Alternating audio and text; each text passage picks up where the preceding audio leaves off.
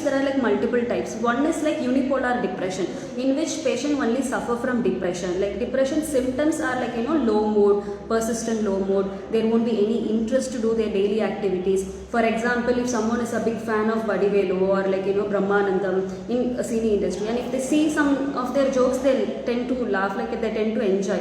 And these patients during this phase of depression, they fail to enjoy the previous interest, and fatigability, they feel tired and lack of energy and lack of focus and lack of concentration. And somatic complaints, if you see, like it is more common in female, especially homemakers. If you see, like they keep complaining vague complaints, headache, neck pain, back pain, and all the blood tests will be normal, all the investigations will be normal, and finally the medical our fellow doctors refer to the psychiatrist, which is also a symptom of depression. These are called somatic complaints. This is a simple example, imagine a pressure cooker, right?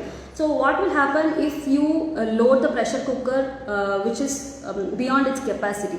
It will burst, right? The same thing happens when there is like too much of pressure and too much of load inside her.